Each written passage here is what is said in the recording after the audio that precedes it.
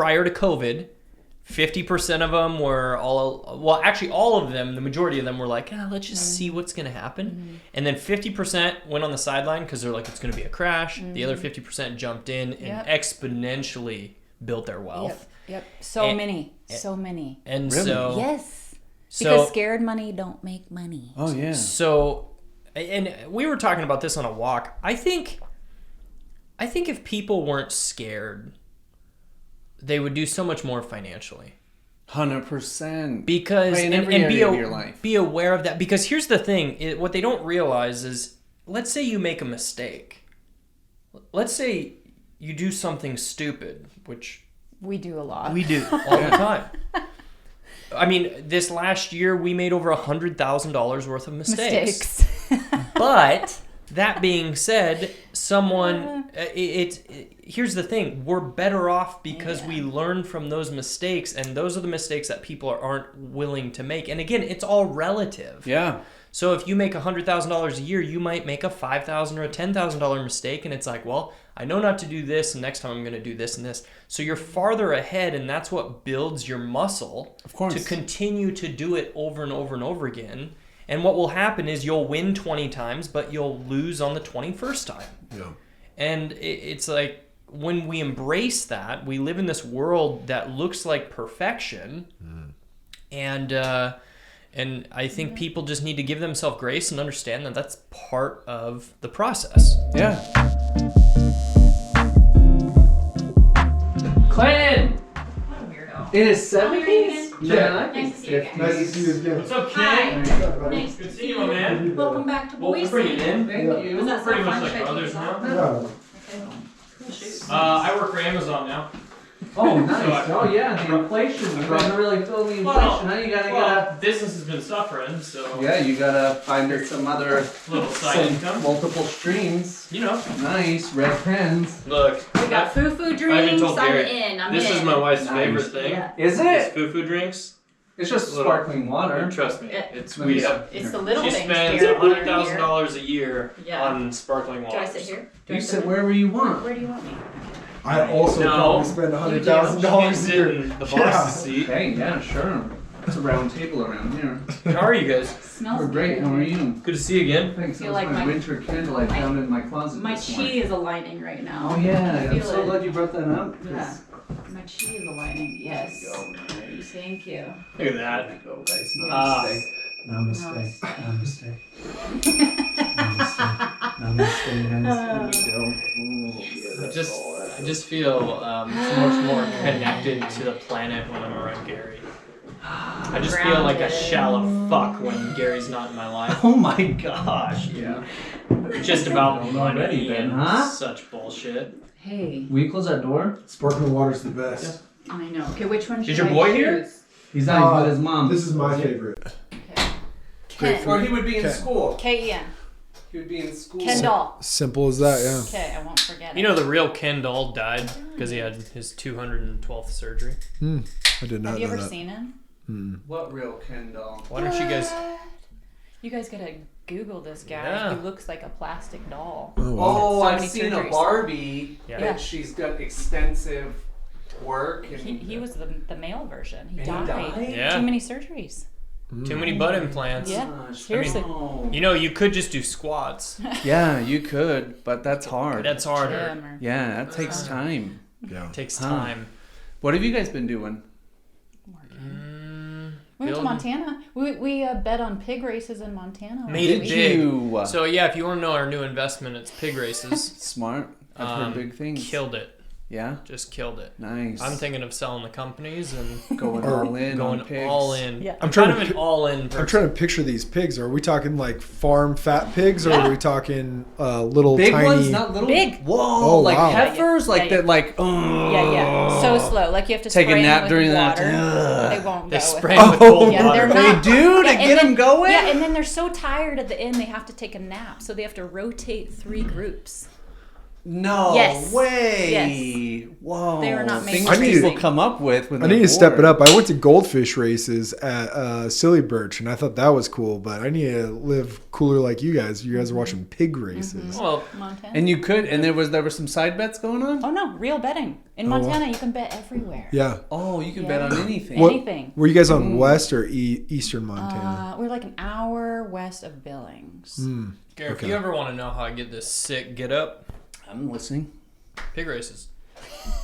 Oh, really? That's the ROI Just is telling what you. paid that. I mean, huh? I know a lot of people look at my wardrobe and just go, "Damn, I wish I Yeah. had that same bod to fit in those spandex pants." Yeah. How did he even get those and where? Yep.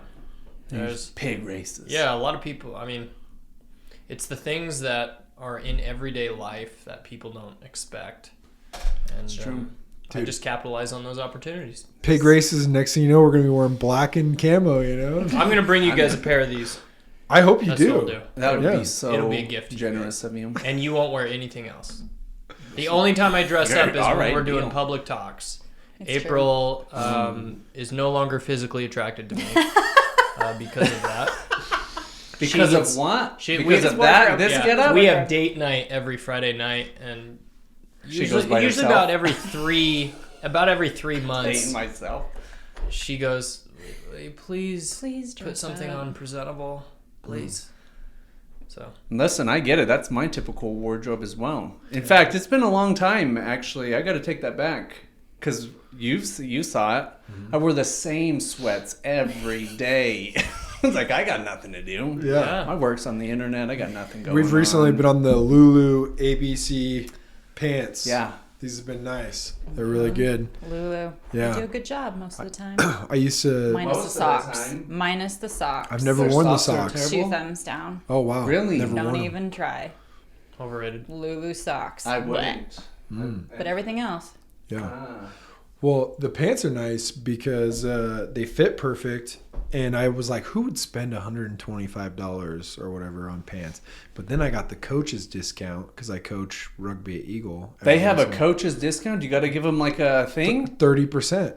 Yeah. But do they give you, you But have to present apply a for card? it. You have to apply for it, and they want to see on the Ken, what's your website. coach's discount Yeah. number? Well, hey, I'll get a I don't have a number. Just got to be in person with me and Internet ID. coach. But we also have to wear. I can't buy Caitlin anything, so I can only buy me something. Wait, who's Caitlin? My girlfriend. Oh, okay. What are you talking about? Just tell them you'll wear it. You're a cross-dresser. And I wear a small and women's. Yeah, I don't think Everybody they're not has falling their for it. own thing Or that they're extra into. small and women's. Yeah, they're not gonna fall for that. Are in the today's day and age, if you can turn your cock into a vagina, What you did I miss? are you kidding me? You could do anything you want. Yeah. Yeah, sky's the limit. Yeah, sky is. The... Sky's Ken, the if limit. you can I'm thinking buy, about getting double dick. if you can buy Getting what? degrees, Double dicks. 2 dicks. yeah, if you can buy degrees from Harvard, That's right in front of the camera. you literally, I mean, Ken, we need to help you expand your mindset on this. Yeah. Anyways, what's new with you guys? Oh, man. Yeah, how was your trip? You drove across the country. West Coast. So we went to Salt Lake, Moab, Grand Canyon, Disneyland, Lake Tahoe, and back. That's fun.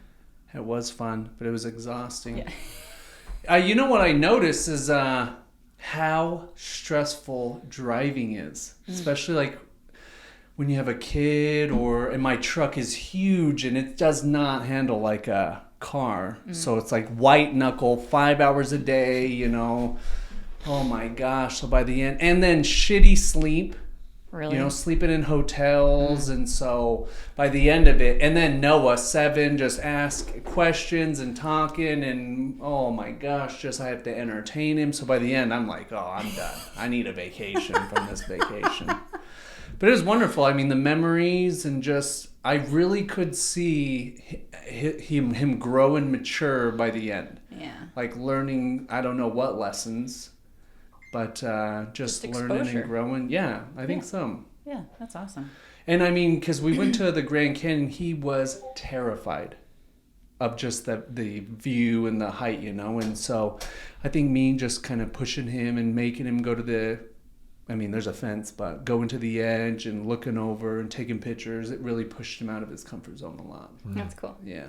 It was fun. There was something else. Oh, Disneyland, right? He was terrified of something. I can't remember. There was something else you were saying he was terrified of that he was like, oh, this isn't so bad once you guys started doing maybe a roller coaster. Rides. Yeah, He's right. always, he doesn't like rides very much. So we'll go on a couple rides and he'll kind of start to open up. But I mean, we went on maybe 2 or 3 rides in the whole park. Our thing is just walking around, shopping, Same. Our eating. daughter's the same way. Yeah. Yeah. Whereas me, I love it. I love a thrill. Not him. He just isn't into it. My little artsy, sweet boy. Yeah, he just started school, 2nd grade at a new school though, out on U-Stick and Black Cat. And I never spend time out there. So now, I mean, I've been taking the long way, looking around shopping. There's some nice little real estate gems that I hope to snag up when things crash. I'd like to move out that way after, I mean, just Airbnb this out and then just get like an acre or 2 or something I could find out there. Yeah. It's definitely correcting Yeah. the market. Yeah, our friend Steve was saying he's been watching a house and they listed for 7. No, listed Million. Listed for $1 million, and then they took it off the market, and now it's at $750. So they take $700. Oh yeah. But yeah, Yeah, so interesting. How long have you known Steve? I like Steve. I've known Steve since 2018. Yeah, what about you? Seems like a good guy. yeah. Great. I just met him at the meetup. Oh wow. Oh yeah, okay. But we've seen each other on social media and things like that. So Yeah, great guy. I met like him his through crypto. his background and just his experiences. It's like, don't trust someone who doesn't have a limp, and you can tell he's had a few limps. Yeah, for sure. Yeah. Yeah, he has. Yeah. He's a definitely a player in the game. Yeah, For sure, he's got a lot of good experience. I feel like Boise's such a small town. Oh yeah, it's very small. It's like, Especially in the business community. Yeah. Yeah. Yeah, it's That's why you weird. have to keep a good reputation, because you got to move out if it gets bad. Oh my God, yeah, you got to start over. Yeah. You got to get a sex change and. Oh yeah. man, you got to get the double dick surgery. Yep. You got to walk around with 2. yeah, we do that. We're doing an OnlyFans. We're going big. Yeah. Oh Going yeah. real big. Oh, Just foot pick Friday. Yeah. That's it. That's it. I mean, No, what? I bet there's a dude out there that'd pay for my toes. yeah. Foot pick. I would. Oh my gosh. Undoubtedly. Looks like an alligator's been gnawing on my toenails. You know, and he's just oh yeah, that's hot. Oh man, there's some weirdos out there. It's true. Oh man. So what are you guys thinking? What have you guys been especially in your guys' business? Yeah. I think you guys have the most honest take compared to, if we have a realtor on or a mortgage broker, they have a vested interest in the market always being good. I gotta say something on that because this is really funny. I've been to so many realtor conferences because I used to be one. Yeah. And God love the good ones. God love the good ones. And But don't love the bad ones. 99% of you, please quit. Please. God, you'll do everybody a favor and go work at Walmart. But it's so funny. They teach you things in these conferences. Like when somebody asks you, how's the market? Ask them the question back. Are you a buyer or a seller? And no matter how they respond, you say, it's incredible. Yeah. You got it. So Just the stuff flow like chart that, only and ends it's in one question. Are you buy or sell? Oh, it's phenomenal. Yeah. So yeah, they are indoctrinated at all of their meetings and everything to always say it's a good market. Yeah. So they're trained to lie. Yeah. That's what you Interesting. call a good salesperson. Yeah. I would have multiple streams. So when the market's going down. I think that's something that I enjoy about us is we're very candid about it. And we tell our investors all the time, poke holes in what we're telling you. Yeah. We welcome that. Yeah. And because it's an investor, especially if you help an investor, they know 12 months down the road if you screwed them Yeah. or if you truly helped them. Oh yeah, of course. And when most agents who don't even work on the investment side, they're just thinking about their child support payment, their fourth vehicle payment, their second wife payment, like all these things. Yeah. All they're thinking is, well, I just need to make a quick buck right now. They don't have the long-term game. They don't have a 5-year, a 10-year, a 20-year thought process on this is a community that you're building of people that they will come back over and over again. Not. But the people, if you treat them well and they're watching big returns, the people that we've helped create big returns, they love us. Same for the people that have helped us change limiting beliefs in our own thought processes to where, because of their input, we've financially reaped the rewards of that. We feel very grateful for those people. Of course. Yeah.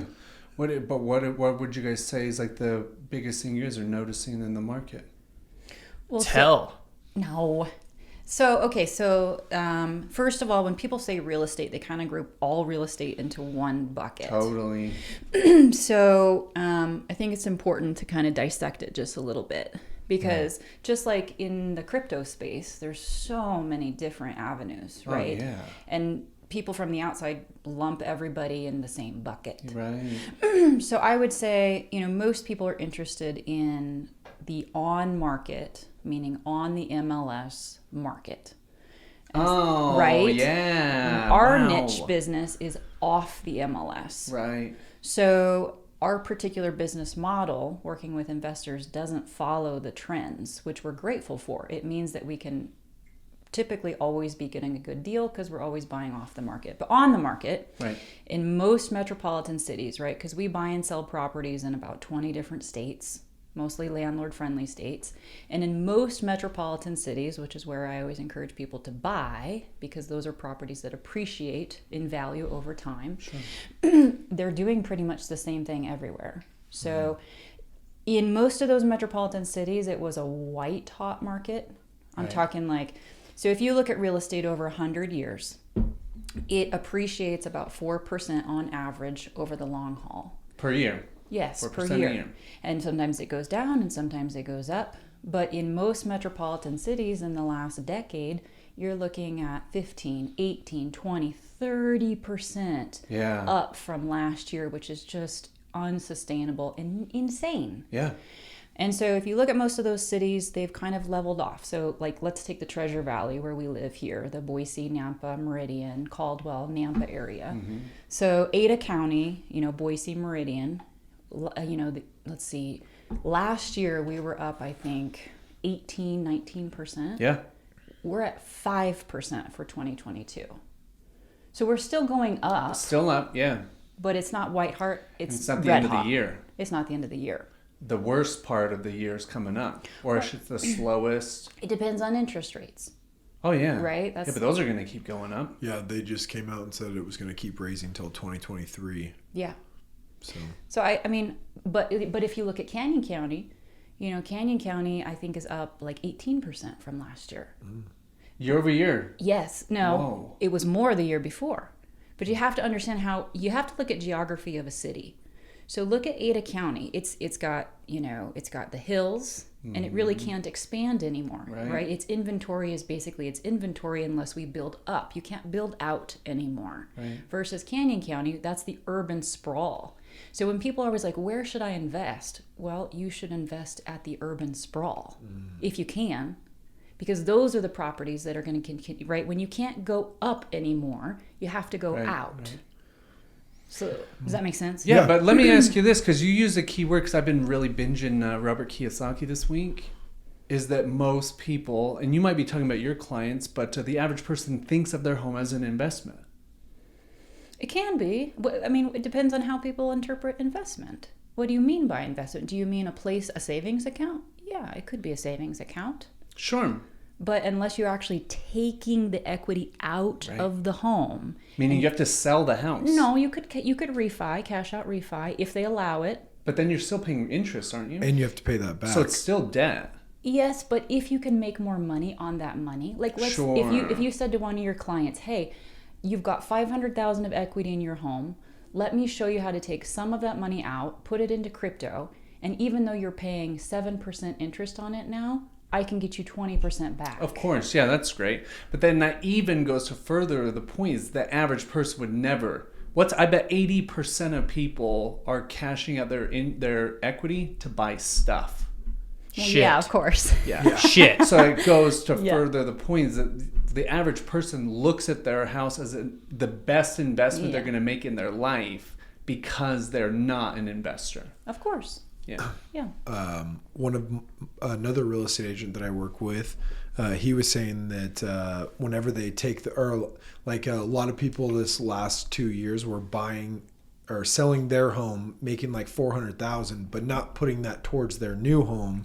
They were putting $100,000 down towards their new home, and then using the rest of the money to like pay off credit cards or pay off their vehicles, things like that. But then as soon as they got done with that, then they had no debt, and it's like they almost freaked out, and then they went and bought new cars and put $100,000 their first year in credit card debt. So they are now in a more expensive home, have $100,000 worth of credit card debt, and then have 2 car payments that are like $1,250 a piece. Right, just started over. Yeah, they just tripled their debt basically. Yeah, I actually have a friend who sold a company for like 10 plus million, and he'd never had money in general.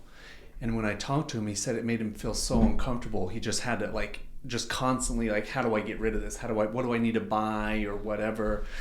That's a great example is when people get, even a couple $100,000, they're going to be like so uncomfortable by it. They're like, oh my God, I got to get rid of this. I think that's why it's important that people build up their financial IQ, because if I had 100 million right now, how we look at money, one, it's just a game. Totally. And two, where are we putting this money to multiply itself? Yeah. That's it. Yeah. So it's not, I think if you read Robert Kiyosaki, Rich Dad Poor Dad, you realize the difference from an asset to a liability. Yeah. So it's just, and traveling the asset classes, building true wealth is maybe you change asset classes. Maybe it's precious metals, maybe it's crypto, maybe it's real estate, maybe it's heifers, maybe it's pigs, whatever it is. But it's following it to the top, selling here, finding the asset class that's undervalued, Yes. connect the dots there, and keep riding that Right. up, and not being so stuck in your one asset class. Yep. Yep. Something to watch with real estate right now is inventory levels, because it is shifting to a buyer's market right now. Every time you're over 3 months, I've heard some agents say 6 months, that's debatable. But when you have over 3 months of inventory levels, then you're in a buyer's market. That's why we're watching those price reductions. But I think the price reductions are a really good thing, because it's been so inflated that this actually brings it down to actually true values. That's, people say, well, what if it goes to 18% interest? Well, that's where we were at in the 80s, and you get more of a true value when interest is that high. Something to factor in too, if you're looking at purchasing and you're on the investment side, is buying down your interest rate. Yeah. You can buy your interest rate down and have incredible cash flowing properties, especially when you buy them discounted off market, so you're not competing with all the other piranhas. Yep. A lot of our investors have had great success. We've done that personally ourselves. We had a property that we're doing a cash out refi in Utah, and at the current interest rates, they were only going to be able to get us. Now, we had a 50% equity spread, and we never even sell properties that negatively cash flow. We're not going to do that for our investors. We're not going to do that for ourselves. There's $2,600 a month coming in, so our mortgage payment could not be more than the $2,600. So even if you have good equity, but We a don't negative, ever, you don't? Never. No. Why? Because then you get all that cash Yes, flow but and this equity. is the mindset that you were just talking about. It's like mindset has to precede skill set. Otherwise, you will get caught with your pants down. It's just a 100%. matter of time. Double cock. They're going to see it. Double cock. Double cock. Yeah. Are you So double it's cocking like me? I'm double cocking you right now. All right. Yeah, it's so. I mean, Clinton and I, we aren't the sharpest tool in the shed. We've had a lot of great coaches, but I think, like we were talking the other day, and it's like, why have we been so successful in so many different arenas? And I think it's because we are humble, and like we don't get too big for our britches. You know, it's like, what are we going to learn next? Where's our blind spots? Who knows more than we do? Let's get around them. And then the second thing is we don't ever over leverage ourselves. Never, never, never. Yeah. We always stay conservative, and people are like, that's so dumb. Use other people's money to make more money. But it's like, yes, but if we get sick, if we get hurt, like, you know, like, how many years have we owned real estate? 14, 15 years, but we've never owned a primary house. Never, to this day. Right. Because it's a liability. Yeah. And now, to be fair, we're building our dream home right now, which is a really big, expensive liability. But, you know, we've waited decades to do that. Yeah. And just put money back in, stayed conservative, you know. And everyone's like, I don't think they make any money. Because from the outside, sometimes it can look like that. But I think that's why we've also never been really stressed out when the market turns and changes and shifts. Oh, yeah. Yeah, nothing's better than free Yes. peace of mind. Peace of mind. Yeah. So going back to that refi, we were only going to be able to do a cash out refi for $17,000. I asked the lender, I said, can we roll the equity into buying down the rate? Because it costs $20,000 to buy the rate down to a 4%. Because we're at like 6.75. I've never heard of that. How does that work exactly? So, You just pay if money the to buy it property's down. worth $600, our note That on doesn't it, go towards the principal or the interest. That just goes to Buy like a it down. deal, buying it down Yeah. literally. Like, hey, we'll give you 20 grand for a point. yeah, because what they're going off I've of, never even what heard they're going off of is, hey, this person is going to sell it within 5 years.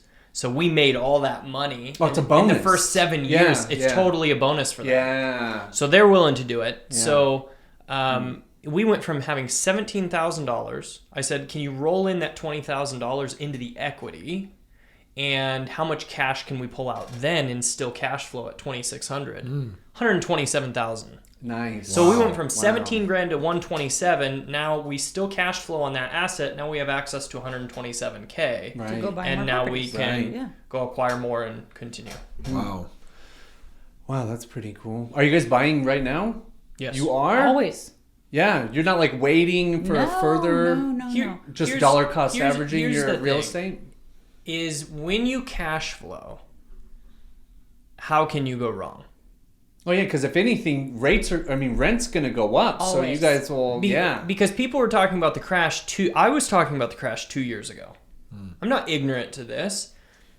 Can you imagine if we wouldn't have gotten in the game 2 years ago with the amount of properties we've acquired since then? Oh, if you would have stopped because you thought the crash. Oh, yeah, dang. Our net worth, or it would be cut in 2/3 if we would have stopped doing that. Right. And if the long-term play, because rich people sell shit and wealthy people acquire assets. And hold them. So no matter what the market is doing, we will always be acquiring assets. And I think actually the fear is that people, they don't jump in actually out of fear. They say they're wanting to time the market, but they've never jumped in.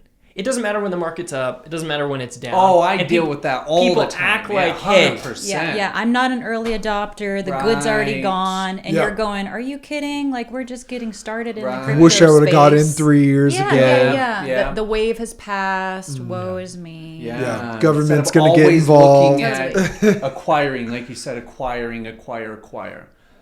Yeah. I wonder how many times they actually tell themselves this, or if it's just they're so programmed that they just say it one time and then it's done, you know? Or are they sitting there like, oh man, I missed it. Like, It's do the they power keep of saying it, or is association. it just Yeah, it's even from their parents. It's They who learned you it from hang their around. parents, Yeah. friends. They start watching and listening to podcasts and YouTube videos and going to meetup groups, and slowly their mindset will begin to change, right?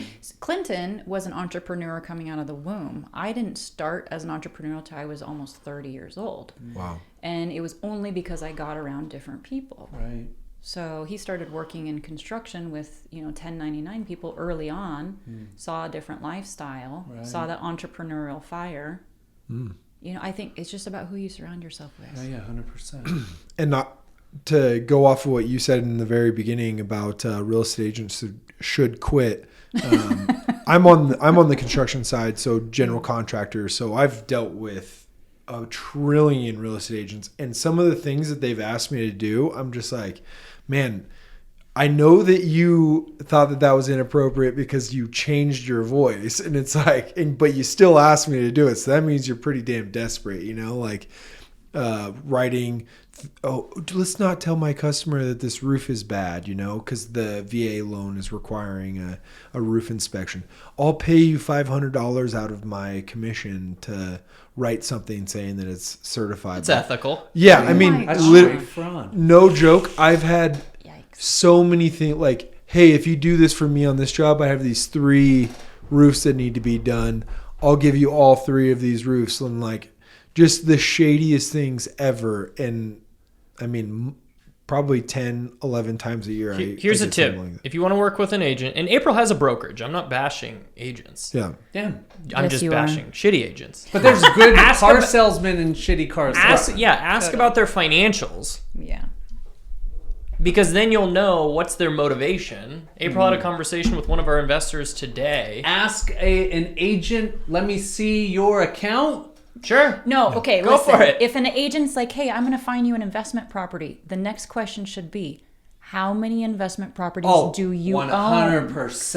And if it's 0, you should find a new agent. Yes, that's just someone trying to sell you something. Yeah. 100%. They're not going to have your best interest. They're not looking at the same They numbers. don't know. They don't know. And you need to know this. If you're buying on the market, you're buying shit. Yeah. If you're buying on the market, it's over. you're paying commission. It's a different motivation. Of course, if I have bought things on the market, but it's for our own personal use. It's not an investment. Right. It's, I like this. I want this for XYZ. It's not an investment. And people think, no different than commercial real estate is the exact same. The best deals are when you have insiders with the commercial guys and they say, hey, I got a deal. Right. That's it. Right. Well, it's the same as like, I've never bought a car from a dealer. Yeah. Ever. Yeah. Because I can't. Because I know I'm not paying your commission on something I can do. I can go on Craigslist or I can go something or other, So same thing. Same thing. You're paying 6%. I mean, geez, that's the only thing I money. would suggest buying from a dealer, though, especially, well, maybe not right now because you can't get a car for 8 months. But when the market's booming, buying new cars, I mean, I had people paying more for used cars on our lot that were like a year or 2 older than a brand new truck. And like I would be sitting there like scratching my head like, I know. They would just pull right up to a used truck that had, rims and fucking shit on it, and then next thing you know, they're like, I want this one. And it's like, oh, okay, well, you're about to spend $7,000 more on this used truck than a brand new one that looks exactly like it without the accessories, But Weird market. I've been buying cars since I was freaking 15 years old, so I just couldn't do it. Yeah. No way. I've thought about it. It's like, nah, man, I got to get a deal. I got to get a deal. I think that you bring up a good point. I think like I would say there's like 5 main mindsets that people have to adopt to succeed in crypto, real estate, anything, right? And one of them is that you have to do things in the right order. And if you're going to rip yourself off by buying some expensive liability, if you're going to overpay for a new car, you're going to build your dream home just because you want to, just do it in the right timing. Oh yeah. Just right? like with you guys with your house, like, hey, I'm not opposed. Like I would definitely go into a dealership and buy a Rolls Royce and get it customized to me. But yeah, when I have $1 billion net worth, right. I'm not going in. But that also leads to it's all relative. Point. Yeah, the finances is just relative. Yes. Yeah. But the average person's not paying cash for a car. No. They care about the monthly payment. Yeah. So when they go to the dealer, they're not thinking, "Oh, I'm going to spend $30,000." They're like, "I'm spending $250." Or there's another mentality, because I have a buddy that just sold his company for $18 million. He bought a $300-something thousand Porsche. He needed all these tax write-offs. I personally wouldn't go down that path, but that was the decision he made. Again, it's all relative. Totally. So he could either buy that Porsche or 75 Hondas. That's right. Fine. Yeah. But he has all the money to pay that off, but that's at a 4% interest rate, and his mentality is, I'm going to at minimum make 8% hedging this money, or I'm going to invest it myself and I'm going to make 20, 30, 50, 100% on that. So I'm not going to pay this car off. I'm actually going to go multiply it. It's not, there's no right or wrong way. Yeah. It's just, I disagree with that. There is a wrong way, I believe, where people are over leveraging what April was talking about just to try to keep up with everybody when nobody gives a shit about you. We talk about building our dream home and No one cares. whatever. Nobody gives a shit except us. Yeah. Even you guys are friends. You don't give a shit. Like, you'll probably want to come to like the networking party and things like that. I get that. Yeah. But nobody cares. No. Even this is the thing is I genuinely get excited for my friends' wins in their life. Oh yeah. And that's their life. Yeah. So I think when people, I feel like people have this fictitious character when they're like, I proved him wrong. Nobody was thinking about you. Yeah. Like, you're proving nobody wrong. That person is you in the fucking mirror. Right. That you're like, I'm proving you wrong. And then you're like, holy shit. Like, I should have just believed in myself. I love you. I believe in you. You're the best. Right. You have that on your mirror. And it's like, at the end of the day, that's it. Yeah, you're just adding more stress by trying to impress other people or thinking about and how thinking they people feel. are thinking of you. Yeah, like, no one is ever thinking of each other. No way, ever. There might be a day I wake up and I'm like, I wonder how Gary is. Oh, yeah, but never would any, like, your house or car, it would never change how I feel about you. Like, I could care less. Like, you brought it up earlier, like, I have a Prius. And we went to a party once, and some girl said something about, well, he drives a Prius, or he lives in a condo, or something like that. Yeah. And I'd say, bitch, come on, Karen. Yeah, I was like, dude, but that to me just shows that's a sign of your character. Mm-hmm. Like, you value things I don't value. Gary Keller, the founder of Keller Williams Realty, drives a Prius. Oh, yeah. Best car ever. He's a billionaire. Yeah. I mean, Larry David, same thing. Drives a Prius. So, yeah, people don't care. Because guess what? The weird thing is, hey, how many times do people go out and get these, extravagant cars, and then you're driving to a meeting and no one's going to see the car. So it's like, what was really the motive here? Because no one saw you pull up in it, so you don't get any extra points or anything like that. You had to park in a parking lot with everybody else and walk to the meeting. I told April, I said, honey, if you died, 1, I'd never get married again. 2, that's how good it's been. So bitches, you out. You out, bitches. Oh my God. Second thing is I told her, I would buy a piece of shit car because I wouldn't want anyone to know that I had a dime. And when I got back into the dating game 30 years later, honey, I would drive that piece of shit. Yeah. And because I would want to know, do they like me for me, or is it just the money piece? Sure. And but also, I think men and women value different things. Yeah. Like for me, like I grew up, my dad drove the biggest piece of shit. In fact, I would hide in the morning so I wouldn't have to get a ride from him. But my mom always drove a nice car. And so for me, it's the same. Like, I don't value that stuff. Like, I would live in a cardboard box. I don't care. Mm-hmm. But if I were to find a woman and be married and have a family, like, I would, here, you can have all the money. I just need 2 things. Blowjobs and sandwiches. At That's the same it. time. I'll make the money. Oh, that would be just a kickback.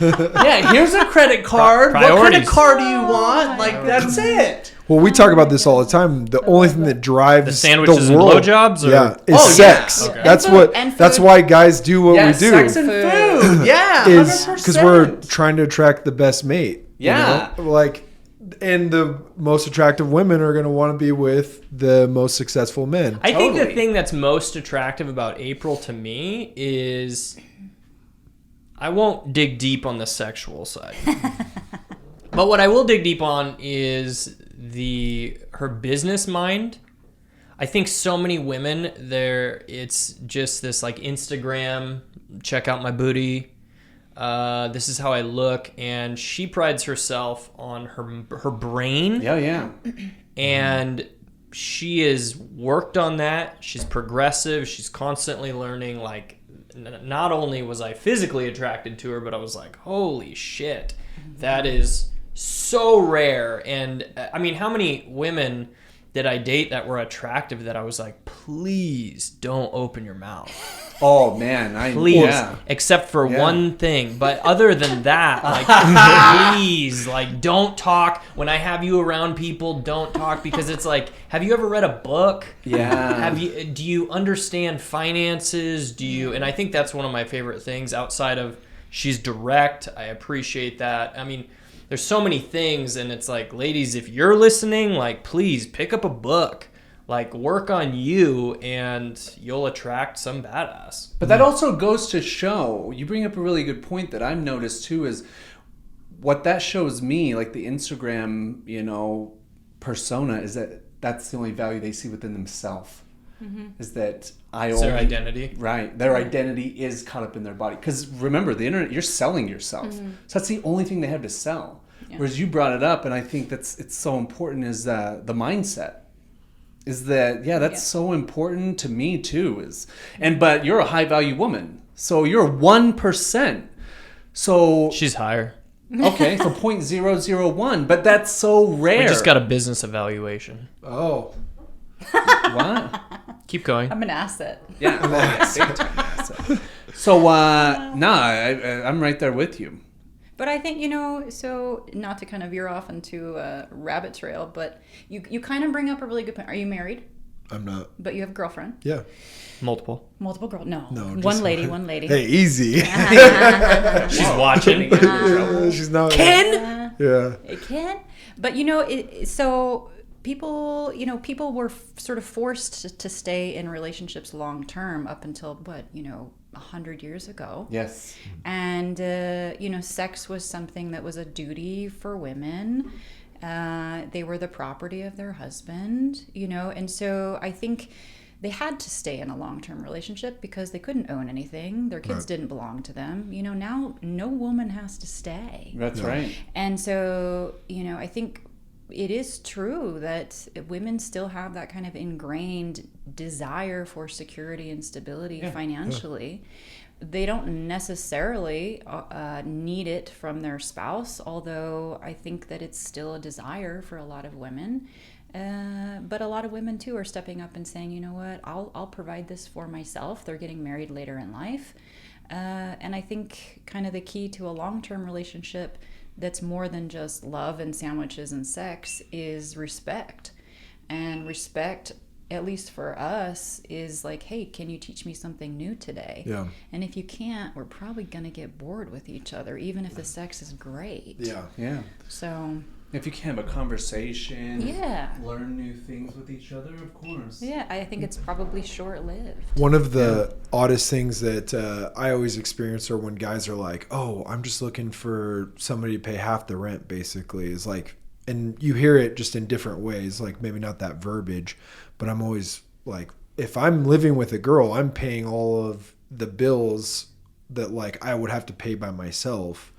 But I'm also looking for like a wife that's going to be like a stay-at-home mom, or like maybe have a side hustle or something like that. But I'm not looking for a financial partner. You know what I mean? I'm looking for a loving person. So I always think it's odd when, like, it's cool if you get a bonus if you get a gal that is also a hustler. But I just find it odd that so many guys are looking for like, hey, you want to pay half my bills? Yeah. That's kind of how they get into that relationship. Yeah. It's odd to me, Yeah. I mean, different strokes, different folks for sure. Yeah.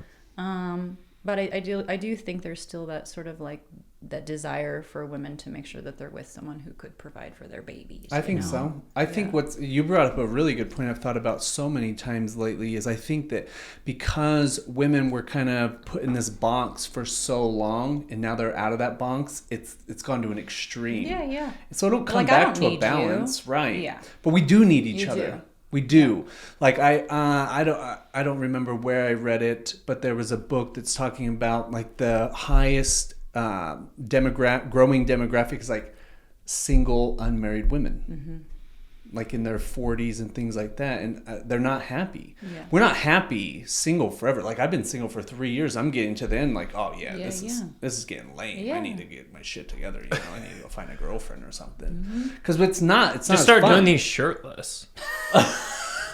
Gary, all you got to do is change it to dad bod. Let's change it to dad bod. Yes. Oh my God. Come on. Oh, but every week, podcast with no shirt on. Oh Dude, my Adam God. Jones they're putting them in the water. Oh my God, Gary, dude. something I'm really good at is marketing.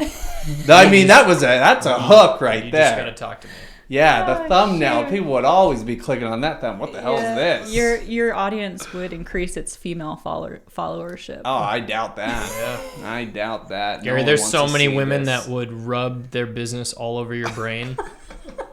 Guaranteed. If I did this without my shirt on. Totally. All right, man. Totally. I'm just saying. Full send. Yeah, Full send. full send. Balls deep. Yeah. No, just half send. Just half send it. Like half send it. You're good. Oh, so like a halter top then? Yeah. Wife beater. Take that how you want. Wife beater. Oh, Alex Hormozzi's already doing. He's locking that wife beater down. He's killing it too. Yeah. So, are you, with you guys' network, are you like investors becoming apprehensive, or what are they thinking too? Because you guys have the finger on that. Yeah, they waited for about 45 days because they wanted to see what was going on. A good chunk of them. When did the 45 days start? Would you say? Probably about a month and a half ago. Yeah. Oh, really? Yeah, and When the interest rates started to turn. but it's no different than again. It's cycles, and it's the prior to COVID. 50% of them were actually all of them, the majority of them were like, let's just see what's going to happen. And then 50% went on the sideline because they're like, it's going to be a crash. The other 50% jumped in and exponentially built their wealth. Yep. So many. And Really? so, Yes. so, Because scared money don't make money. Oh, yeah. so, and we were talking about this on a walk. I think if people weren't scared, they would do so much more financially. 100%. Because in and every area of your be life. be aware of that. Because here's the thing: what they don't realize is, let's say you make a mistake. Let's say you do something stupid, which We do a lot. we do all the time. I mean, this last year we made over $100,000 worth of mistakes. But that being said, here's the thing: we're better off because we learn from those mistakes, and those are the mistakes that people aren't willing to make. And again, it's all relative. Yeah.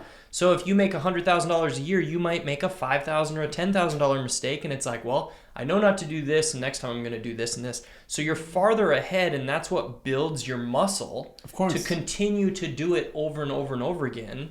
And what will happen is you'll win 20 times, but you'll lose on the 21st time. Yeah. And it's like, when we embrace that, we live in this world that looks like perfection.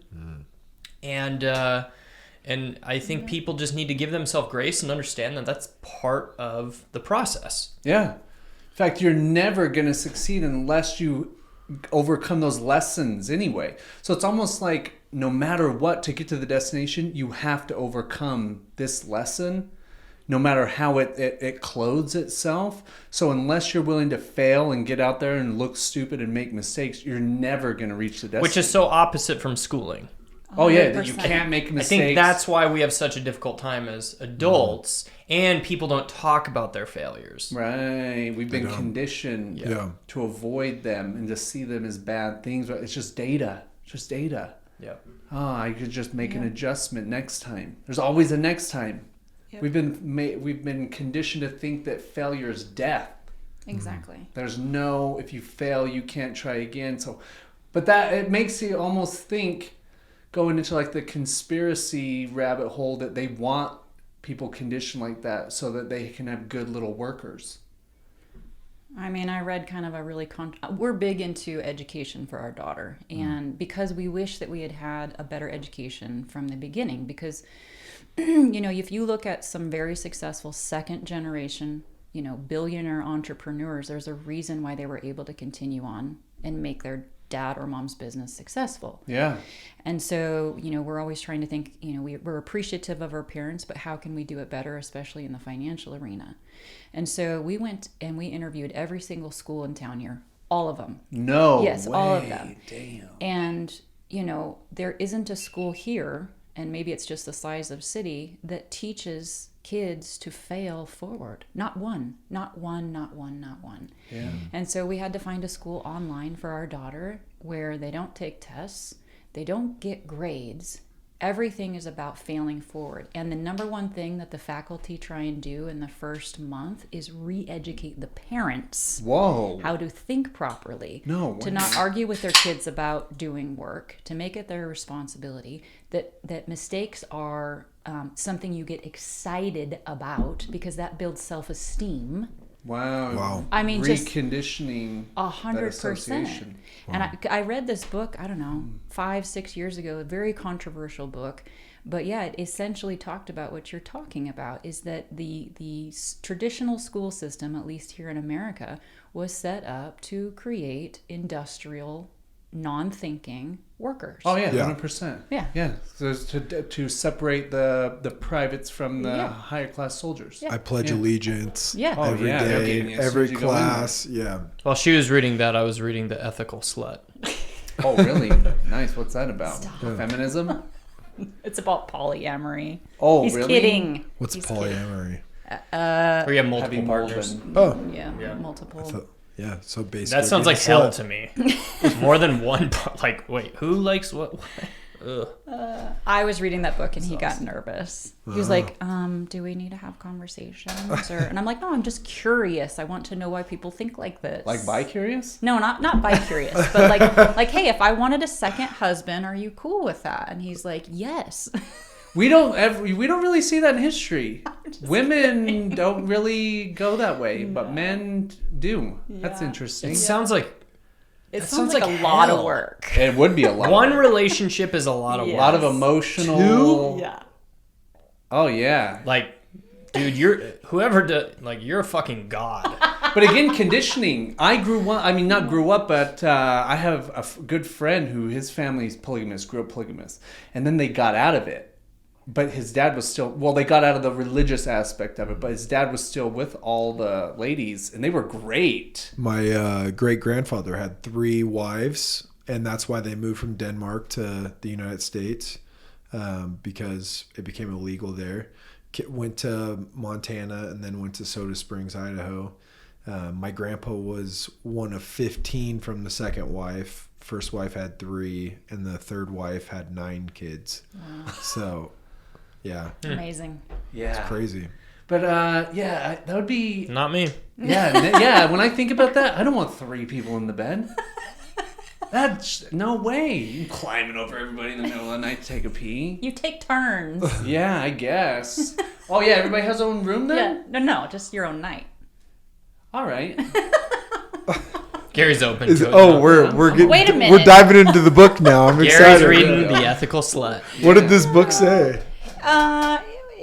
It's kind of like the Bible for polyamory. Also, how to navigate. How to navigate being polyamorous in an ethical way. I bet the hardest thing would be like jealousy. Yes, that's what they said. Yeah, of course. And they demonize jealousy, and I'm like, I am gonna be a jealous bitch until this guy is dead. Sorry. Yeah. Like, no. Ladies, I'm a hot commodity. Yeah, funny and hot. Nice.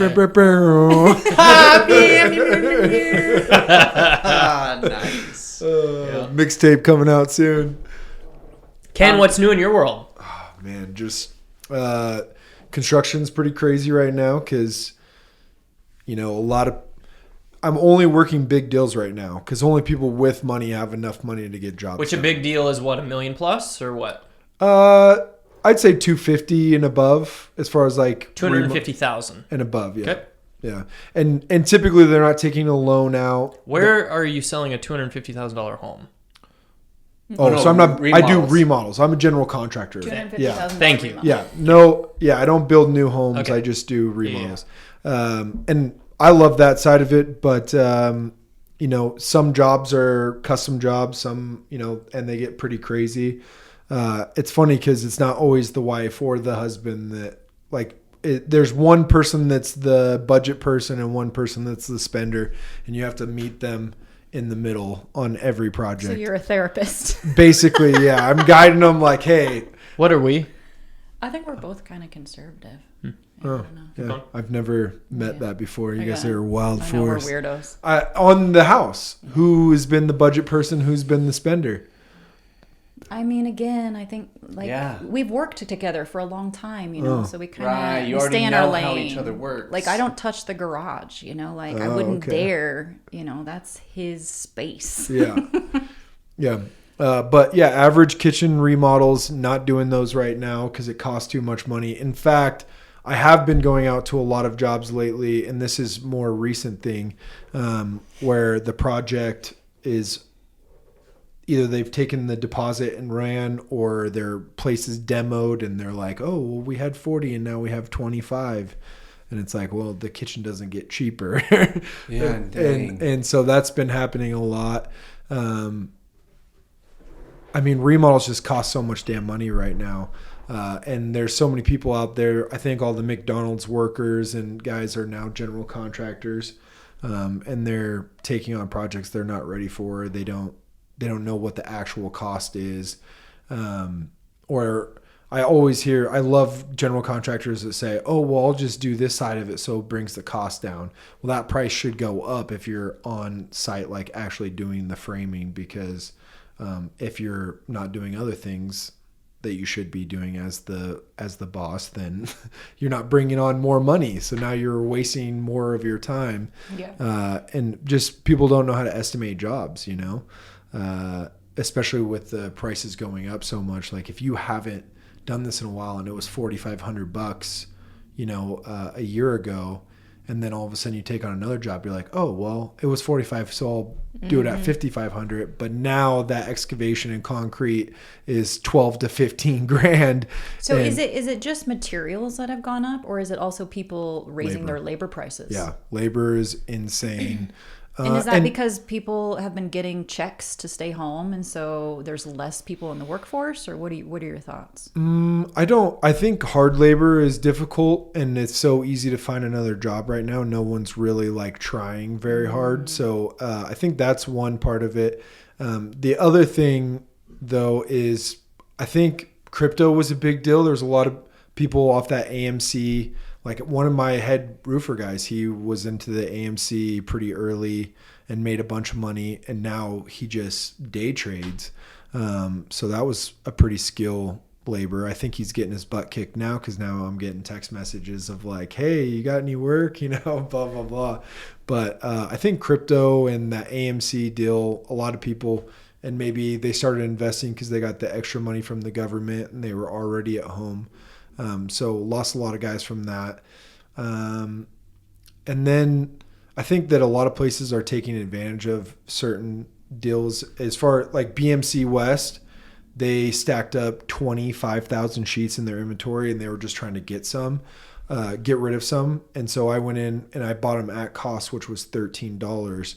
But the order before that, I paid $45 a sheet. And typically a markup for a supply place is 15 to 30%. So you think because of COVID, maybe? I think everything was just so hot that they were, marking stuff up as much as they could. There was a labor short. I mean, not a labor, but a lumber shortage too. When that was just a very short period of time. But people kind of thought that was going to be forever. Right. Then it came down. Well, and then places have unlimited amounts now, but they're still charging those giant prices, which I think is going to bite them in the ass. Because when the builders are now like, oh shit, well, we can't build because we're negative on these last, 15 houses we bought. So now we don't have any spending capital. And if they would have just been doing their normal markup the whole time, the builders could be making more money or charging less for those. Greed. Yeah, greed, exactly. Well, and it even got to, I heard that they capped all their salespeople like after the first year of COVID, because their salespeople were making so much money that they started capping their salary. So it was like a double dip, oh, we're going to keep these prices the same.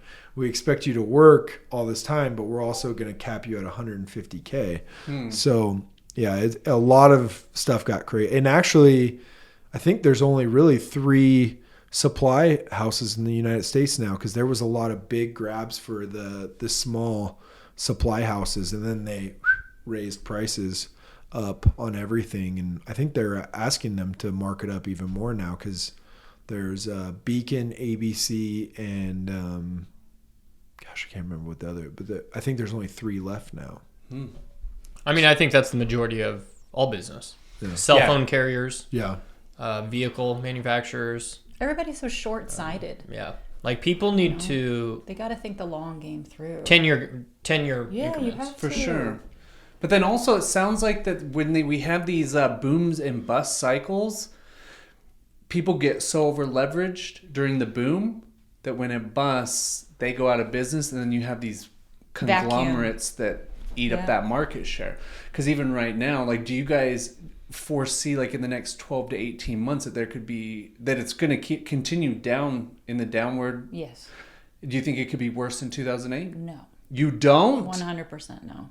Wow. And again, 100%. 100% no. Why? Because the lending isn't what it was.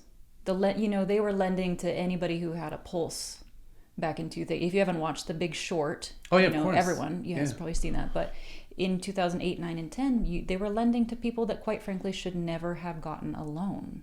That's not the case. That hasn't been the case in the last 10 years. So, for example, people kept saying, we work in the pre-foreclosure space where we buy off-market pre-foreclosures at a significant discount, and then we turn around and resell them to investors. Yeah. Well, investors kept saying, oh, you're going to have this huge flood post-COVID of all these pre-foreclosures. That has not been the case.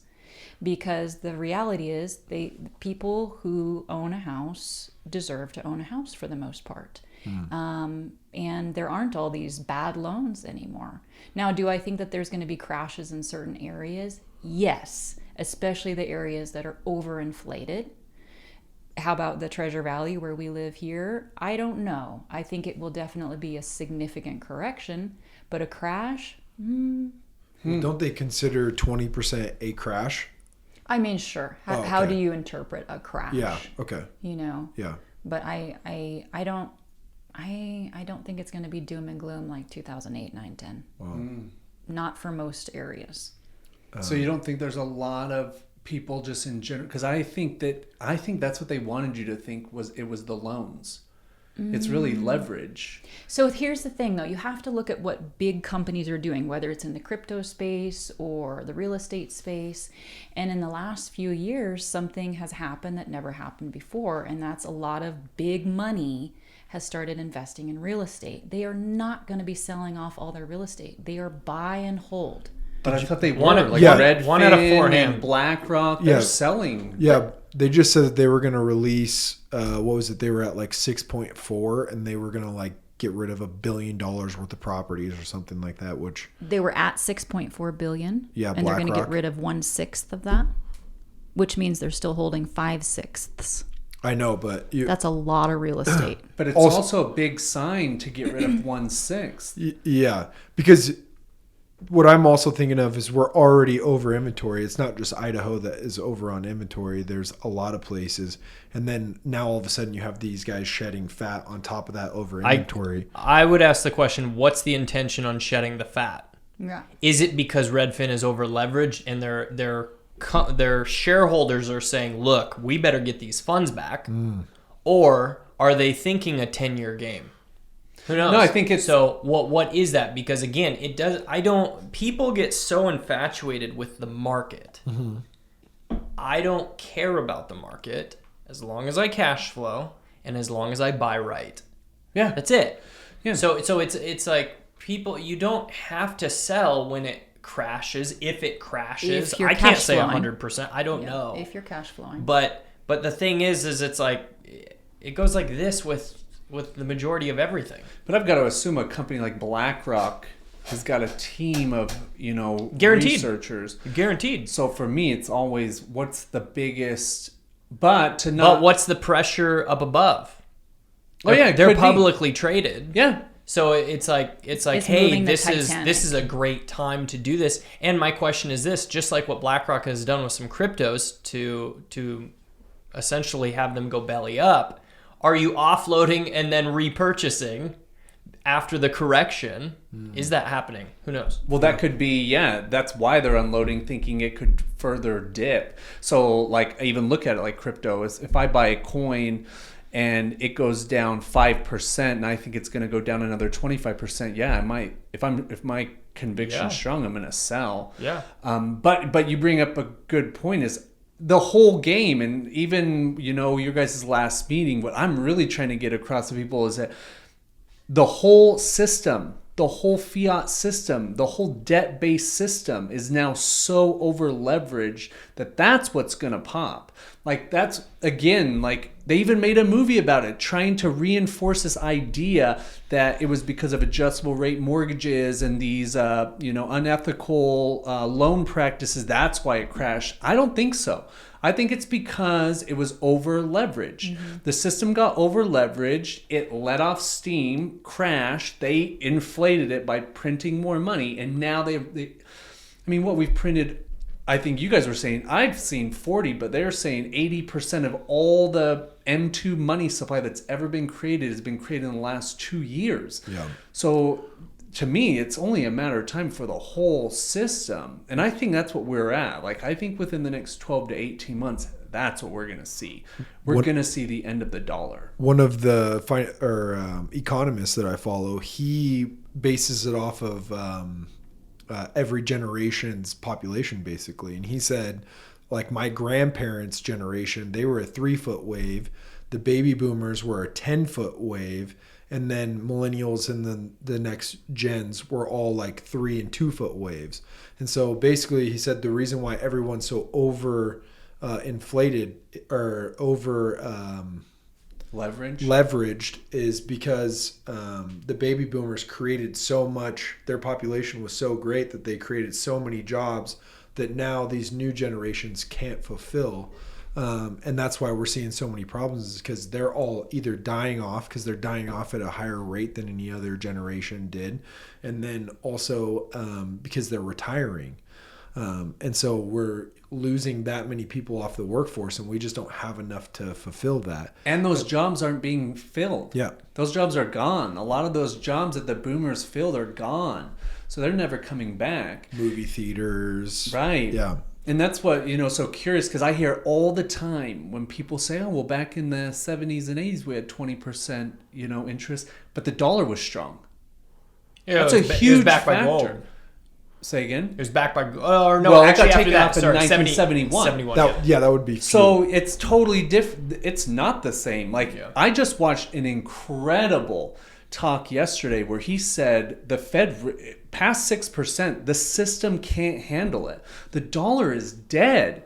And so if they raise these, because that's what their whole Keynesian economics is all about, debt. So the only tool they have in their toolbox is printing more money, creating more debt. Every dollar that's created has debt attached to it. So that's a failing system in general. And so we're watching, it's already started. We're going into hyperinflation.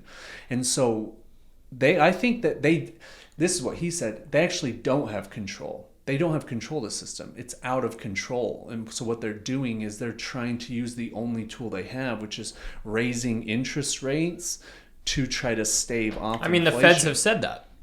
Yeah, that's the only tool they have, but it's not going to work. It's not, because they're still they just printed almost another $1 trillion what kind of principles does that instill in people? Is that, guess what? It's all fake anyway. It's all fake. Oh, guess what? Today you don't have to pay back your student loans. Tomorrow, guess what, guys? No more income tax. We didn't really need it the whole time. Just want to let you know, gosh, guys. So it's all just a con game. Yeah. It's a big con game. And so I think now, when it comes to real estate, the whole system's super over leveraged. Builders are probably way over leveraged. Supply house over leveraged, because they got over leveraged buying those supplies in the first place, and now they have to unload them. So it's all based on leverage. And that's why Hayden Holmes was just talking about doing 250,000 square foot homes at 250,000 just to get first time. 2,500 square foot homes? No, 1,000 square foot homes for 250,000. 1,000 square foot. Yeah, for 250,000. So a tiny home. Yeah. For 250,000. Yeah, and they're gonna, just so they can get first time home buyers back on the market. That was their very last meeting. But then another thing, a great point you bring up is demographics. So millennials millennials, Gen Z, I don't know how that stuff works, but they don't want to buy a house. Right. Their mindset's shifting where they care more about experience. So they don't mind renting. Like me, I don't mind renting. Yeah. Like to me, you're renting from the bank. Yeah. No matter what you're renting, like even when you own the house, Yeah. stop paying your taxes, they'll come take your house. Yeah. You don't own anything. Well, people are more migratory.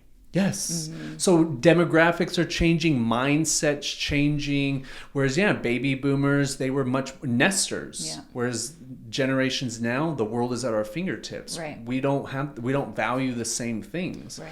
And so you've got all these tides shifting, and we're trying to keep it contained in this system that we've been used to for the last 100 years. That's what I've been really watching currencies, and one of the currencies I've been watching is Indonesia, because so many people are moving there now that it's remote work. Right. And it's such a fun little party town, and it's so cheap to I mean, you can buy a fourplex there for $250,000, and then as many people that are going there, why not just Airbnb those out and cash flow the hell out of them? But yeah, Indonesia, I've really been watching it because I think that they're going to see a huge boost. You can go to Key Bank or something, and I just bought 4 million dong last week. That's a lot of that's wieners. that's Vietnam money. But yeah, you just buy the currency, and then as Double that, dong. yeah. Have You you guys- double dicking me? Have you guys watched Nomad Capitalist? Oh, yeah. Love it. Yeah, his whole philosophy is go where they treat you the best. Right. Yeah. And if your government is not treating you the best, then go somewhere else. And I Right. love that philosophy because it's like, why work? I mean, think about it. California, you work half the year Yeah. for free. What the hell would you want to live there for? Why would anybody want to live there? Californians, please comment. Yeah. What is I the do love cheapest Encinitas though. It's my favorite. Like if they didn't have that, I There's would gotta live be there an right Encinitas now. in Florida. I don't think so. Somewhere comparable, you know? I don't. No. So I love Florida, but to me, it's just such a humid. dirty, like whole state, pretty much. And I don't know, like the burnt roofs, like all that stuff. No but waves. yeah, you go to California, and it's like, yeah, it's just different. I don't know. Totally. California is definitely different. I But got I'm with you. But again, going back to, so it's not just the dollar crashing, it's the whole fiat system is crashing. That's what we're watching. So I've been, China. Yeah, crazy. China's Sri on the verge Lanka. of collapse. Russia, we were just talking about this at our meetup yesterday, but it's like the media, no matter what country it is, they're portraying a lie. Like, it's all good, guys. Everything's good. Look, we're going to pay off your student loans. Like, things are better than ever. But really, behind the scenes, it's a shit show for every country. And so I think we are. We're at the end. We're watching the last throes of a dying animal, you know? It's like at the end of a scary movie. Well, not the end, but the middle, when the dad's like, everything's okay. Where, you know, and oh no, see, look, we have food. And everyone's like, oh, okay, we have food. And then at the end, it's like, oh shit, my daughter just got raped and everyone's dead. You know? Well, I'm just saying, like, that's how those movies always go. There's always that part in the movie where the dad's like, oh no, it's okay, everybody. This isn't gonna bad. be all right. We'll just call the cops. It'll be great. My herpes don't burn that bad. Yeah. But that's where we're at right now. Have you seen that movie Don't Look Up? I haven't seen it yet. Yeah, No, it's I so love good. Clinton and I would put it in our top 5 because it's Really? Jordan Peele, right? It's apocalyptic movie about a meteorite. I can't say that word. A meteorite. Meteorite? Yeah, he says it better. That is coming to the planet, and these 2 scientists are trying to tell everybody, like, this is happening. Oh, we need that's to with come Leo. Up. Yes, exactly. I haven't seen it. Leonardo DiCaprio, and they go to the president. And she basically does nothing, you know, because she's so concerned about the here and now. You're gonna spoil it? Her power position, and it's mimicking what's happening politically right now. Yeah. I think you would really like I it. would, because I mean, especially those people, they have such a vested interest in Power. keeping the charade. Yeah, 100% Yep. power. It's yeah, just- power and control. Yep. Yeah. Self-interest, 100%. Oh yeah, Short it's so self-interest. disgusting, It's disgusting. how obvious it is. Yeah. But it's weird also that people can't see it. I know. How can you not see? Joe Yeah. Rogan was talking. Yeah. I saw a clip of his saying he was blown away, and so am I, that there's not more attempts on their lives. That blows me away that like people, that there's not assassinations. Like Does that just show you that the people have been so dumbed down and so disempowered that they're not willing to fight for freedom? Or people just don't want to get locked up. I've got to assume, because I've seen men in courtrooms that will jump over the fence to kill their child's murderer, but that you got one person that's trying to take out Pelosi or someone like that. Any scumbags, it's weird. Or in any country. Also, you got to remember too, it's an empire now, and like if the president is coming or somebody is coming, they like shut down. Because I was in St. Louis for a while, and I remember like they would shut down that whole city when somebody high up was coming. Like they would tell you like days before, like, oh, you can't take this route, remember this, blah blah blah. And they'll shut down that whole part of the city for them, so it might almost be impossible to assassinate. I don't know. I think where there's a will, there's a way. That's what blows me away is when he said that, I was like, yeah, I've thought about that too. Like, it's crazy. Like, how far will people allow themselves to be pushed around before something happens? I think you wouldn't need to kill anyone if you just took ownership of your own finances. 100%. Yeah. Like, let them do their thing. Again, go to the places that treat you the best. Yeah. Live your life. Take control of it. Because I feel like someone that would make that decision feels out of control. They feel helpless. And I get what you're saying. Like, why haven't people done that? Because I think in society more than ever today, people do feel helpless. Yeah, exactly. They are so engrossed into media because they're looking for an answer. They're looking for a savior, or they feel so out of control in their own life. And people say, well, what if taxes go to 50%? I'm like, well, make 5,000% more. Yeah. Or move, like or move somewhere else.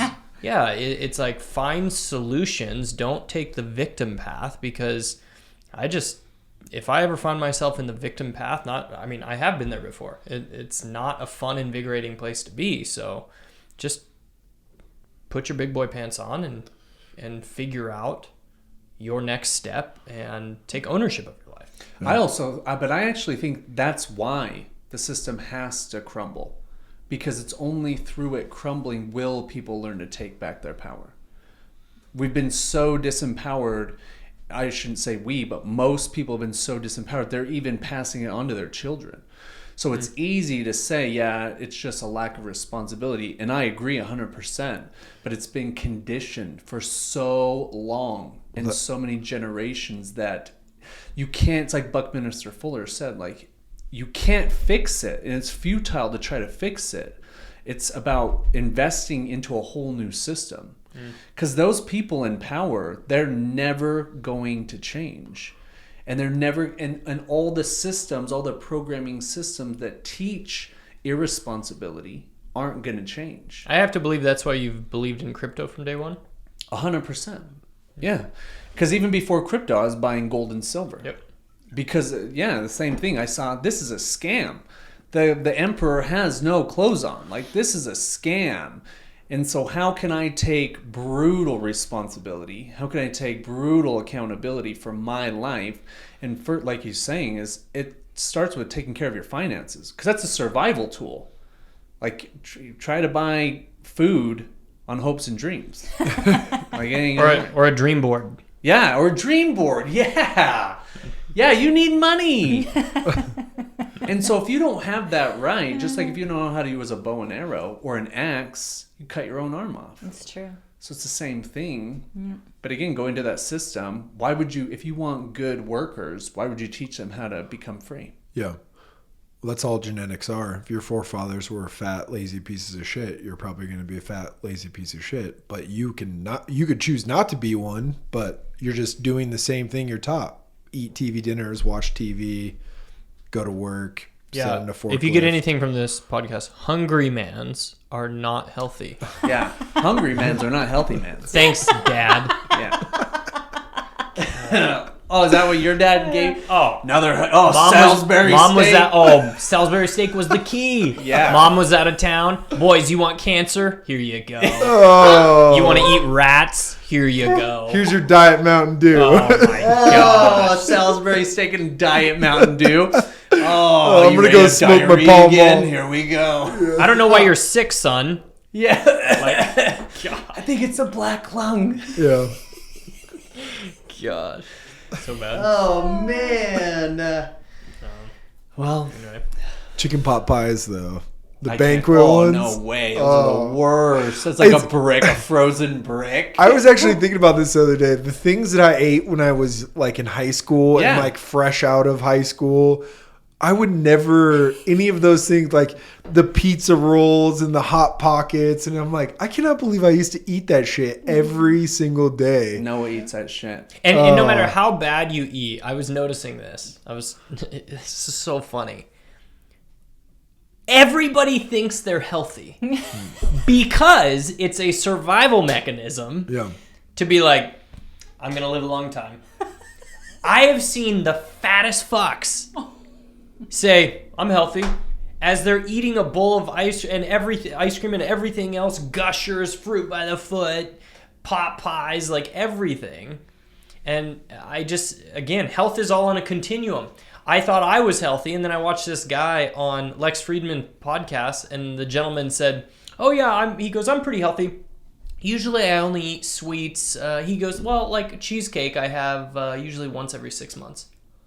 I'm like, shit, I'm not healthy. This guy's eating cheesecake once Yeah. every 6 months. I'll eat it like once every 3 weeks to a month. I'm like, Cheesecake day. I've tried to On the sketch. Yeah. Hey, babe. Date night. Cheesecake Factory. I like to pull myself out of the situation and go, okay, logically, like just look at myself as an outsider, like I'm a little baby rat in this game. Yeah. And just say, okay, am I healthy? Am I not? Am I overindulging on this? Am I not? Am I, and just taking like a logical approach to it versus just focusing so much on our own cognitive biases. Yeah. And just truly believing that to keep us alive. But also, I attribute health to what comes first is mental and emotional well-being. Yeah. Because how many people have we seen that live to be 100 years old drinking scotch and smoking cigars every day? It's Yeah. true. So I think food has little to do with health over your mental and emotional states. Well, have you ever been able to make it home without grabbing one of those French fries out of the bag, you know? And it's like, if you couldn't even do that or even like think about that and then go all the way home, like how are you supposed to control any of your eating throughout the rest of your life? You know, it's like, oh, well, they made 12 Hot Pockets. I'm not going to eat a Hot Pocket, but there's other people at the party who are like, I mean, if they made them, I might as well eat one, you know? But I mean, all that stuff is all mental. But the point I'm making is I know people who are obsessed with food. And they're the ones that are sick. Their kids are always sick. So I think it's the opposite. Like, It's what percentage do you think it's more on the mental, emotional side? I'm in agreement with 80-20. you. You think 80% mental and emotional, for sure. Yeah. So get therapy Yeah, any drama and or eat whatever you trauma- want, and you'll live a long time. Well, think about this too, is that as you fix those underlying conditions, the stress, the trauma, the drama that's going on in the mind, when you heal that, you won't even be attracted to those foods anymore. Yeah. It's Yeah, a because drug. that's a soothing mechanism. right, 100%. Yeah, it's like heroin. Yeah. So as soon as you deal with the skeletons in your closet, you won't even think about. Damn it! Every time I pick up a chocolate chip cookie, I'm gonna just be like, "This is my shadow self." Yeah, I just haven't dealt with my trauma. Fuck you, Gary. but also boredom. Yes. Even boredom. Yeah. So you feel bored, like, oh, what can I do? Well, I'm going to eat a freaking gallon of ice cream. That's what I'm going to do. Yeah. I'm going to drink 32 beers. You know, That I'm just gonna all comes smoke a back pound down of to awareness on Yeah. why are you doing. It could be anything. It could be masturbation. It could be porn. It could be drugs. It could be 100%. food. It could be whatever. weed. Yeah, we've created these programs that when I feel this, I know that's the fastest route to get out of that feeling. Boredom, eat. You could do boredom and then go for a walk. But because you've conditioned, even as a child, bored, mom says, go get something to eat. You weren't hungry, you were bored. Mom didn't say, go outside and play. She said, go get something to eat. So you start creating this pattern in your subconscious. So now you associate, it's a beeline. You know, I feel bored, I can do this. automatic. Then you grow up and you start drinking. And you're like, oh, I can just do that, or I can do this. Wow. Never thought about it that way. Because, I mean, even smokers or chewers, really, I think they're probably less addicted to the nicotine than they are the motion of doing it. And For sure. and like, oh, well, I'm going to go hang out with my people outside. They're smokers. So that's Right. the motion. Social. Yeah, that's the motion their body's used to. Yes. Like stopping at the gas station. Oh, can I get a can of Copenhagen? It just automatically happens because it's part of their routine. In fact, you bring up something that I just was thinking about in my mind. You know, I owned a sales floor for a long time, and even being in that industry, that I would always sense that the smokers were always anxious.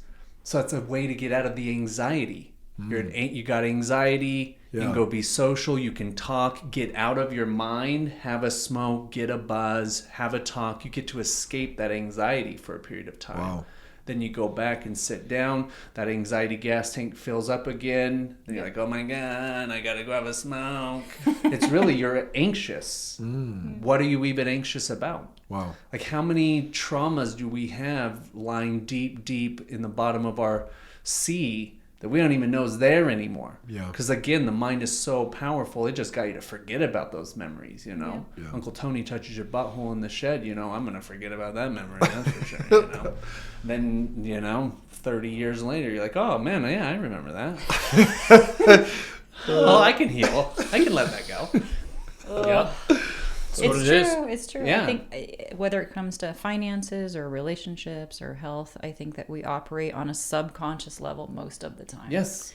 And it's just, that's why I love your podcast, and I appreciate what you're doing education-wise, is you're just raising awareness.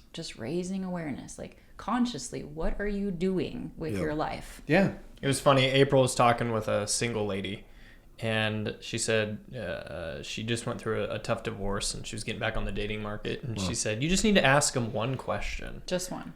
How much, or are you doing therapy? Or how much therapy have you done? How much done? therapy have you done? Because she's like, how do I know? You know, how do I know that this guy isn't going to treat me the same way that the last one? Because she was in a long-term marriage. It wasn't short. Yeah. And it's pretty much, you know, most people don't grow up healthy. Yeah. Right. They're not healthy adults, even if they look like it on the outside. Well, and you don't really get to know the real them, maybe even 2 years. Yeah, it takes time. Yeah, all of a sudden you're just like, whoa, who's this are new you? person that I'm meeting? You know, and it's like, Exorcist. oh wait, this is you. Yeah.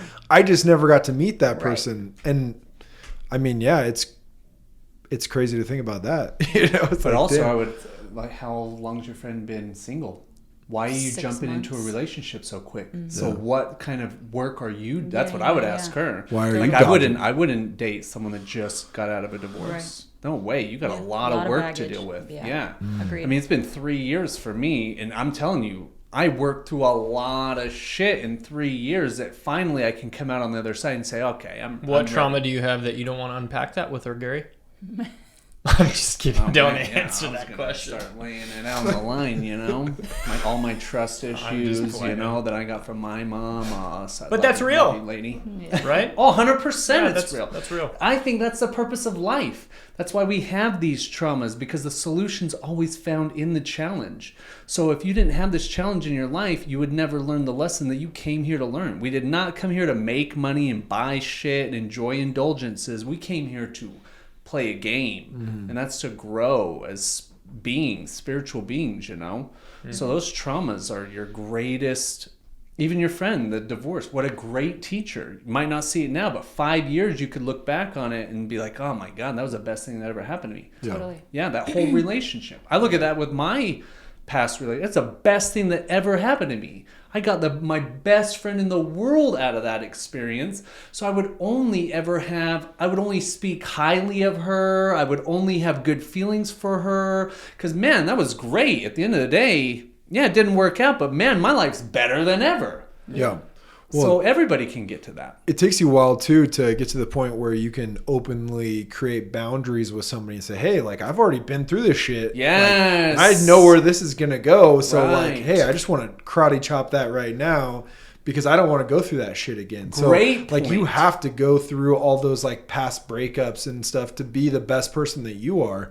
Cause I mean, I wouldn't ever want to date 20-year-old Ken, you know. Like, I was nowhere near where I needed Right. to be. And it took me all of those times to figure out like who I was or like how to be the best me, you know? Oh yeah, it's like what you were saying, Clinton, is that we need to go through seeming failures to learn those lessons to become better players at the game. Yeah. So at the end of the day, it's just a game. Yeah. Well, I'll just say this, Ken. Something that I appreciate about you is you're probably one of the easiest people to talk to.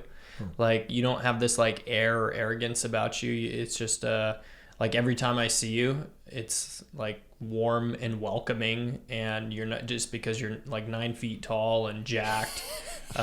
You don't have like an arrogant bone in your body, so I appreciate that. Gary, thank you for holding this. I appreciate your brain is just like some like every time Next I talk to level. you, I'm like I didn't understand what Gary said, but it's so wild and just so like it's always fun. You're not a boring person. I met with an investor earlier today, and he said I just can't stand hanging around boring people, and I think it's something that I value about you is you are one of the most least boring people in my life. And it doesn't matter if someone makes $5 or $50 million. I feel like you treat them the same, and I value that about you. So thank you for that, honey. Thanks for being my business partner. I feel like, I mean, just because she's on my team and I'm on her team, it already puts us farther ahead in the game because we have 2 horses, and what is it? 2 horses can pull like 14,000 pounds, and one can pull like 4,000 pounds. Yeah. Wow. And I just, she's very good at looking at our business and saying, how can we make this a faster moving engine? And I feel like so much has came in my life because of that, and I think you're an incredible mom and partner, so just want to say thanks. Wow, yeah. Gosh, I really appreciate that. Yeah. That was really good, guys. Well, one last question, because we did this on a couple other. If I was a genie and I could grant you any wish, except for other wishes, what would that be? What would that wish be?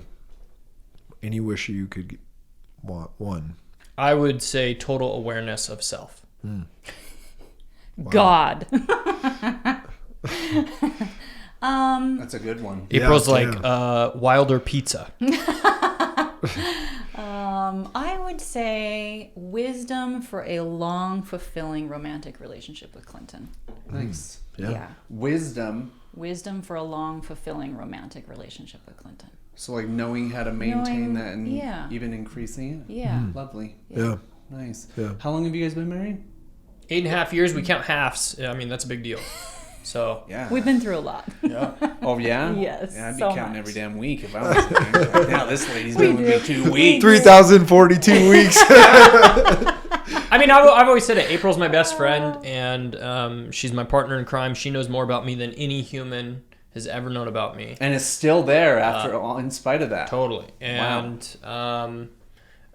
we just don't understand each other many times. And so that's really the struggle. You know what? And that's what I appreciate about you. And my guys' struggle has been relationship. like vulnerability and showing up and stuff like that.